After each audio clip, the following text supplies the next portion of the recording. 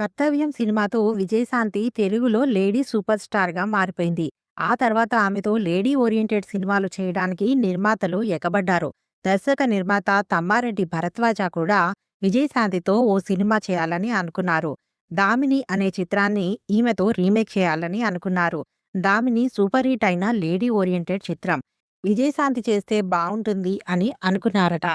ఆయన డైరెక్ట్‌గా అడగకుండా నిర్మాత రవికిషోర్‌తో అడిగించారట.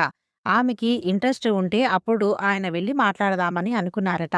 అప్పటికే విజయశాంతి కూడా 'దామిని' మూవీ చూసారట. ఆమెకి ఇంట్రెస్ట్ ఉంది అని రవికిషోర్ చెప్పడంతో తమ్మారెడ్డి భరద్వాజ వెళ్లి మీట్ అయ్యారు. విజయశాంతి ఈ చిత్రం చేయడానికి అంగీకరించింది కూడా. టైటిల్ 'ఊర్మిళ' అని అనుకున్నారు. అందులో ఎవరైనా స్టార్ హీరో గెస్ట్ రోల్‌లో నటించాలి. గెస్ట్ రోల్‌కి చిరంజీవి గారిని అడగాలని అనుకున్నారు. వెళ్లి అడిగితే అప్పుడే పవన్ కళ్యాణ్ సినిమా 'అక్కడమ్మాయి ఇక్కడబ్బాయి' చిత్రంలో కూడా చిరంజీవి గెస్ట్ రోల్ చేయబోతున్నానని చెప్పారట.